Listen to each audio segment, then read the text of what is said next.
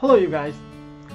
I have realized that I haven't talked about something cultural of Japanese yet. So the topic I chose at this time is Kyoto. I made this video for people who are not familiar with Kyoto until now, but want to know about it more from now on. So if you are thinking to have a trip to Kyoto, I'm so glad to give you some ideas where to visit in Kyoto. So the things I show you here will be very shallow and profound knowledge about Kyoto because this video is an introduction for Kyoto beginners. Some of you may wonder why Kyoto is so special, so I will show you some reasons I know. Here is a theme that tells you why Kyoto is so special in this video. The origin of the name Kyoto and overviewing the beginning of its history. I will show you an overview of the history of Kyoto. It will make sense for you if you see and compare the both names of Kyoto and Tokyo with kanji. Here are the indications of Kyoto and Tokyo in kanji. Here, the formal name of Tokyo is Tokyo-to, and this is Kyoto. This character, Higashi, is To, and To means east. Yes, as you mentioned, Tokyo means Kyoto of East.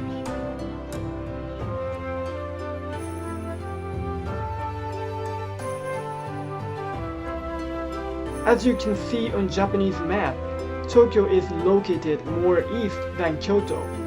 And this character, Kyo, means like capital. This Miyako To means like city. In Japanese history, Tokyo became the Japanese capital in late 19th century. So the history of Tokyo as the Japanese capital is very short in all the long Japanese history. And before Tokyo became the capital, it was called Edo. By the way, Ieyasu Tokugawa, the first shogun of Edo, shogunate started to build the city of Edo in early 17th century. And although Edo had the shogunate, it was not recognized as the capital of Japan because one of the reasons is the emperors were not in Edo. So it is a kind of the common sense in Japan that Kyoto is the city of the emperors and aristocrats. So the culture of Kyoto is very aristocratic. On the other hand, Tokyo, Edo in the old name, was built by samurais, so the culture of Edo is very much samurai-like. Anyway, then where was the Japanese capital before Tokyo became the one? And where did the emperors live in Japan? It is Kyoto. Kyoto, the old name Heian-kyo, was built in late 8th century. And it has been the Japanese capital for about 1,000 years. So Kyoto accumulated the history as the Japanese capital of 1,000 years. And the Japanese emperor Tenno lived in Kyoto during it was the capital of Japan. The city of Kyoto was built based on very planned divisions of blocks. It is divided into rectangles of 4.5 kilometers, which is about 2.8 miles east and west, and 5.2 kilometers, which is about 3.2 miles north and south. Here is the photo of restored model of Kyoto, the Heian-kyo. As you can see, all the buildings and streets are in lines with regularity, and there is tutelary deity on each direction. Genbu, the black tortoise, on the north, Suzaku, the vermilion bird, on south, Byakko, the white tiger, on west, and Seiryu, the blue dragon, on east. And the main street that pierced north and south on the center was called Suzaku Oji. That means Suzaku Great Road. The width on the road was 84 meters, which is about 276 feet. On the other hand, in modern Kyoto, the Great Road is still alive, but very narrow, and it is called Senbon-dori.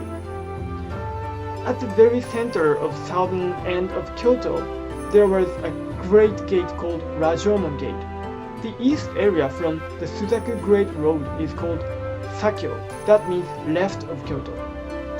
And the opposite area is called Ukyo, that means right of Kyoto. I know you may wonder why right and left are opposite. It is because the throne of emperor on the north area of the city is south facing. The right and the left were decided from the emperor's view. Anyway, modern Kyoto has actually changed so much comparing ancient Kyoto in the long history.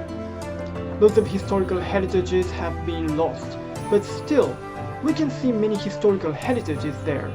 So Kyoto will continue to attract lots of tourists all over the world from now too.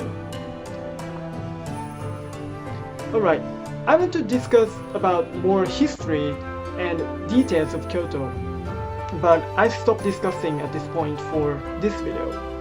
I will introduce more things of Kyoto history in another video later.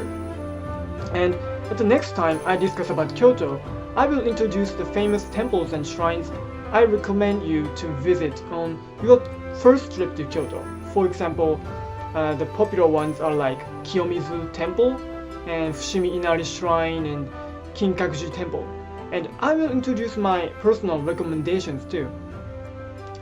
Do you have any recommendations or dreaming spots you want to visit in Kyoto someday? Alright, thank you very much for watching, and please subscribe my channel if you would like it. See you in next video. Bye.